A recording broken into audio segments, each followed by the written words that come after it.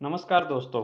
पिछली वीडियो में आपने नमक सत्याग्रह के बारे में पढ़ा था कि कैसे 12 मार्च 1930 से भारत में नमक सत्याग्रह की शुरुआत हुई और 6 अप्रैल 1930 से भारत में सविनय अवज्ञा आंदोलन है वो शुरू हुआ, जो 1934 तक चलता रहा।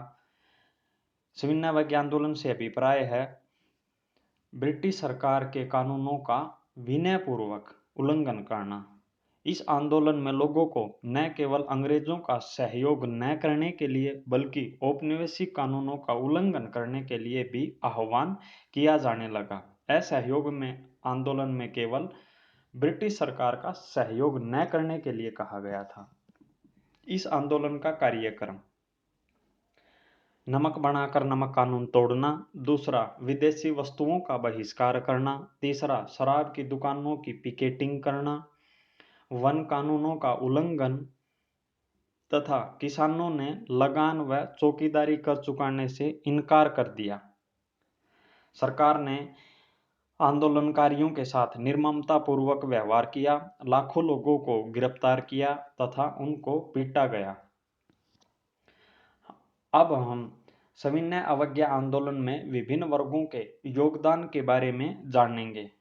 तो इसमें मुख्यतः हम 4 वर्ग हैं उनको लेते हैं: किसान, दूसरा व्यापारी, तीसरा औद्योगिक श्रमिक और चौथा महिलाएं। तो पहला है आपका किसान।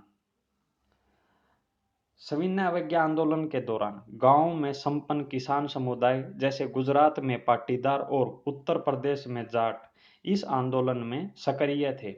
वे फसलों की गिरती कीमतों से परेशान थे। उनके लिए लगान चुकाना मुश्किल हो गया था, लेकिन सरकार लगान कम करने को तैयार नहीं थी। गरीब किसान केवल लगान में ही कमी नहीं चाहते थे, बल्कि जमींदारों से पट्टे पर ली गई जमीन के किराए को भी माफ करवाना चाहते थे। अतः किसानों में असंतोष था। जब सविनय अवज्ञा आंदोलन चला तो भारी लगान के खिलाफ तथा जमीन के किराए में कमी के लिए किसानों ने इस आंदोलन में बढ़ चढ़कर हिस्सा लिया।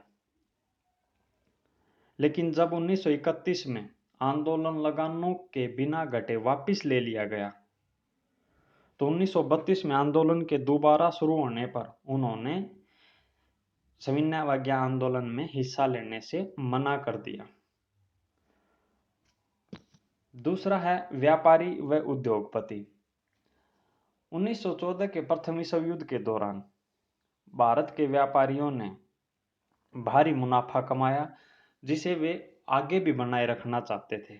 भारतीय व्यवसायियों ने अपने व्यावसायिक हितों के लिए सविनय अवज्ञा आंदोलन में हिस्सा लिया और विदेशी वस्तुओं को खरीदने व बेचने से इनकार कर दिया। वे स्वराज को ऐसे देखते थे कि उसमें कारोबार पर औपनिवेशिक पाबंदियां नहीं होंगी और व्यापार तथा उद्योग निर्बाध रूप से फल फूल सकेंगे। लेकिन जब 1931 का गोलमेज सम्मेलन विफल हो गया, उन्होंने आंदोलन को उग्र होने के भय से तथा कांग्रेस में समाजवाद के बढ़ते प्रभाव से वे पीछे हटने लगे। नेक्स्ट टॉपिक है आपका औद्योगिक श्रमिक। इस आंदोलन में नागपुर के अलावा कहीं भी बड़ी संख्या में मजदूरों ने हिस्सा नहीं लिया, क्योंकि जैसे जैसे कांग्रेस के नजदीक आ रहे थे उद्योगपति, तो श्रमिक है वो कांग्रेस से छिटकने लगे।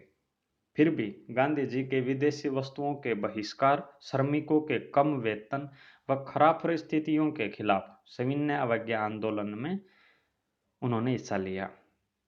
1930 में रेलवे कामगार, छोटा नागपुर के टीन खानों के हजारों मजदूरों ने तथा 1932 में गोदी कामगारों ने गांधी टोपी पहनकर रैलियों और बहिष्कार अभियानों में हिस्सा लिया। हालांकि कांग्रेस उद्योगपतियों की नाराजगी के भय से श्रमिकों की मांगों को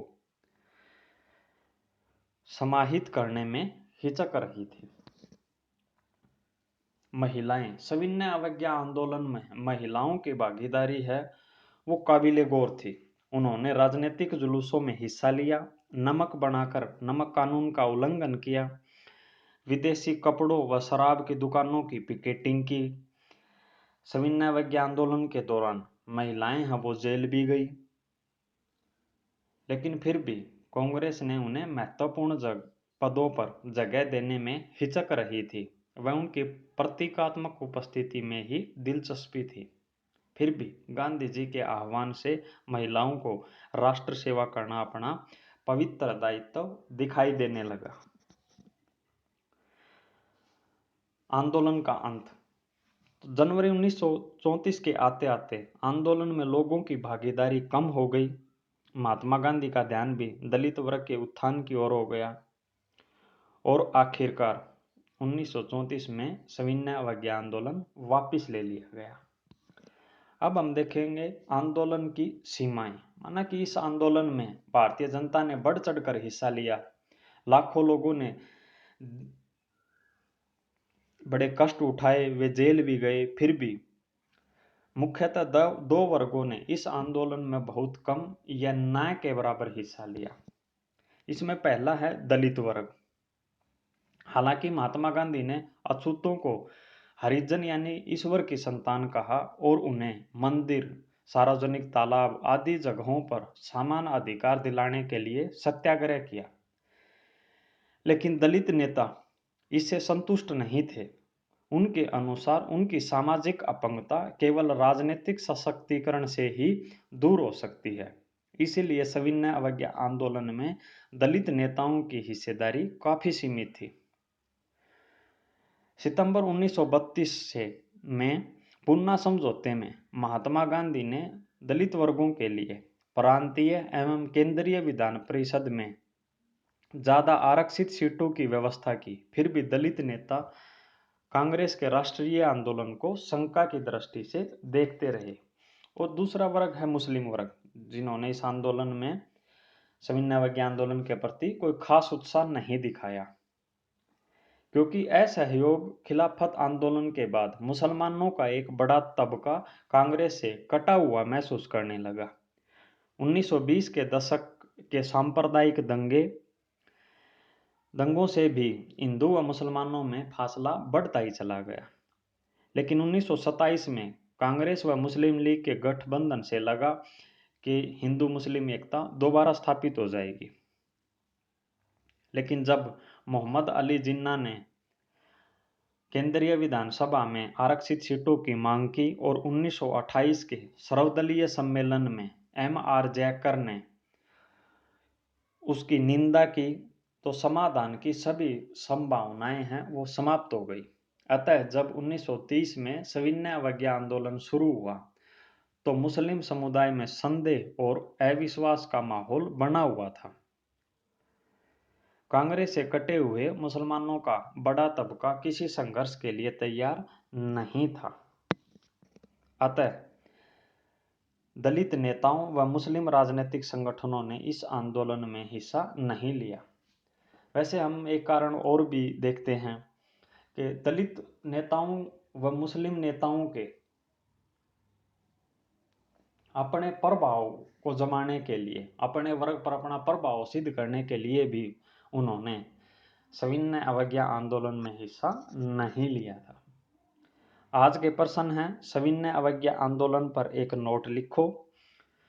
सविनय अवज्ञा आंदोलन की सीमाएं क्या थी? ये 2 प्रश्न आपको अपनी नोटबुक में लिखने हैं। Thanks for watching the video. Next video में मिलते हैं।